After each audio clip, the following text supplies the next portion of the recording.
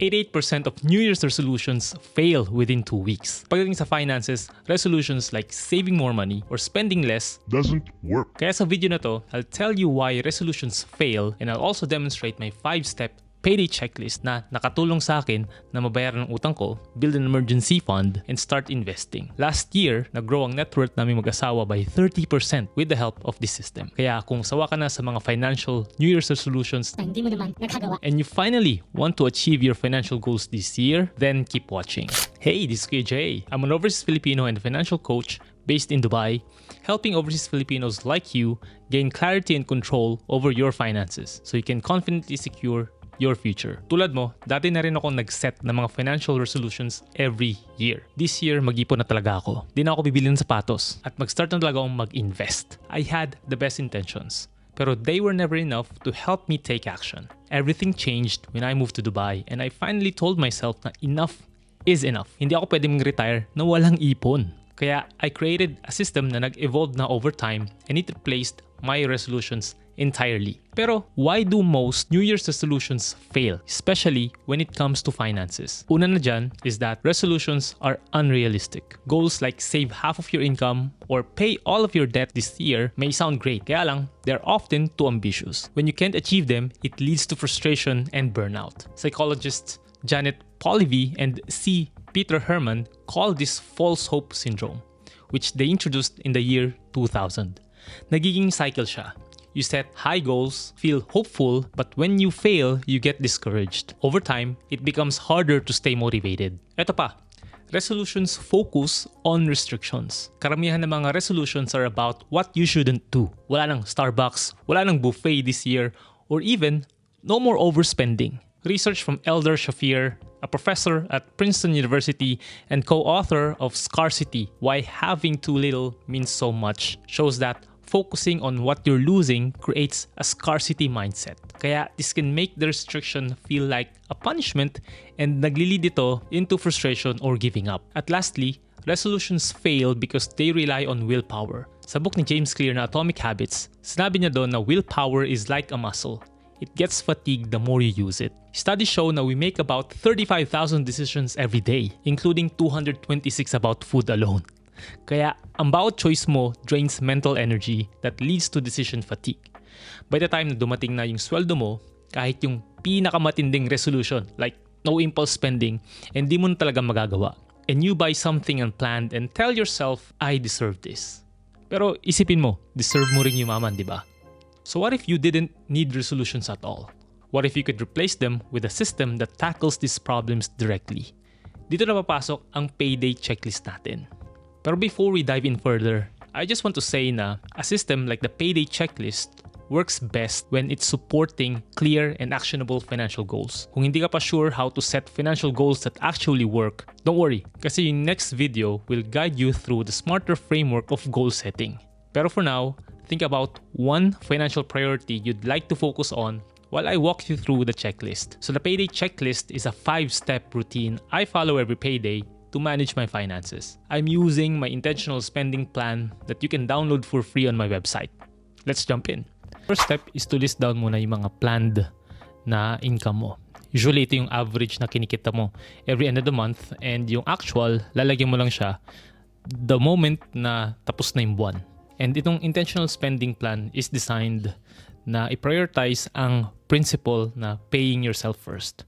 So makikita mo dito na ang una mong i-list is yung mga savings and investments mo. So for example, meron kang goal na mabuild ang yung emergency fund by October of this year, and ang target mo is 10,000 dirhams, so you'll be saving 1,000 every month. Ang nakikita mo rin dito is yung mga tinatawag ko na expected expenses.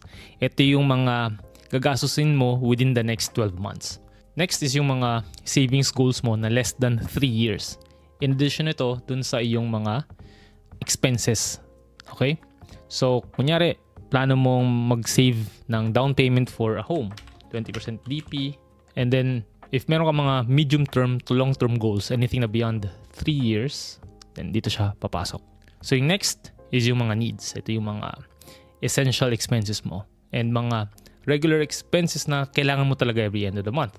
And then yung matitira, will be spent or spread across dun sa iyong mga wants. I-allocate mo ang buong income mo para alam mo kung saan talaga napupunta ang lahat ng iyong pera. Okay, so nalista na natin yung ating mga planned expenses based sa ating allocation. We are spending or saving rather 41% of our income. Roughly 53% is nasa needs and yung wants natin is at 6%. So again, example lang to and it will depend on the type of lifestyle na meron ka. Kaya the good thing with this intentional spending plan is nakikita mo na kaagad yung allocation ng iyong income. So pagdating sa automations ng savings and investments and yung mga dapat mong bayaran every end of the month, ganito yung tsura niya, no? So yung red means na automatic transfer siya and yung yellow means manual transfer. So para magawa mo yung mga automatic transfers, dapat ka mag-set ng standing order sa iyong banks. And dito sa diagram na nakita mo, merong mga 3 or 4 different accounts that you are seeing. So yung first one is yung emergency fund wherein nakaseparate tong account na to sa aming savings accounts para hindi namin siya magalaw. Dito naman, yung savings account, meron itong sub-savings na feature. So isa na pa namin i-automate is yung aming mga investments, let's say mga for retirement and sa education fund ni Miggy Boy. And lastly is yung mga expense account na manual lang. And assuming na it's already end of the month, then dito natin ilalagay if na-accomplish ba natin yung ating mga tasks. So let's say, okay, yung 15K nakuha natin ng buo and 1K lang yung kinita natin this month. So probably nagkaroon tayo ng mga ilang adjustments based dun sa ating income. So pwedeng minsan talaga meron kang variance and the good thing with this is pwede mo pa rin siyang i-allocate or i-carry over for the next month. At kung kailangan pala magpadala ng pera back home without the stress of high fees or delays, then TapTapSend has you covered. They are my trusted remittance app who are sponsoring this episode and are also supporting my advocacy on financial literacy. Wala silang transfer fees at mataas ang kanilang exchange rates. Ibig sabihin, your loved ones receive more pesos for every amount you send, helping them achieve their financial goals too.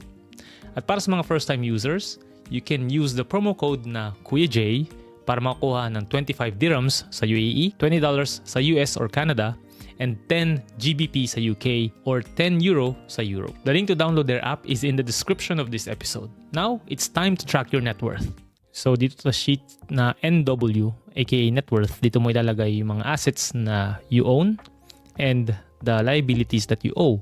So the good thing with doing this is alam mo if you are improving financially kasi net worth ang single most important and basic na metric na kailangan mong i-monitor regularly para malaman mo if umuusad ba talaga ang iyong financial situation. Kaya tracking your net worth is a very important part of your payday checklist.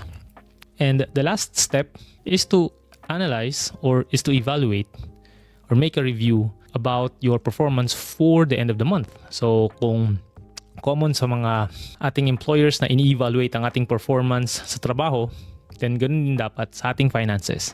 So you have to check what went well, ano yung ginawa mong maganda for the entire month para mag-stick sa iyong spending plan. Sumunod is ano yung mga challenges. Pwedeng common na challenge dito is hindi mo na-anticipate yung mga upcoming events sa mid ng buwan. And then maganda rin na i-highlight dito yung best financial decision mo for the month. Kunyari, you tried to spend on a new gadget pero you decided na mag-pause for 24 to 48 hours and you realized na hindi mo siya kailangan. So magandang i-highlight mo siya dito so that you can repeat yung mga best habits mo. And then lastly is ano ba yung mga kailangan mong improve. So next month pag ginawa mo ulit itong checklist natin, the moment na nag-start na yung month, alam mo kung ano yung mga pwede mong baguhin para ma-achieve mo ang iyong financial goals. So yun, nakita mo na kung paano gumagana ang aking payday checklist. Pero here's something that you can think about, no? Even the best systems won't work without clear and actionable goals. And in my next video, I'll dive into the smarter framework of financial goal setting, which is a step-by-step method to craft goals that are specific, realistic, and actually achievable. I'll also show you how to prioritize your goals so that you know exactly where to focus your energy on. Kasi without clear goals, your system can be useless. Kaya subscribe and turn on the notification bell so that you don't miss the next step in your financial journey. Muli, ito si Kuya Jay, telling you to prosper with a purpose. See you sa next episode. Bye-bye!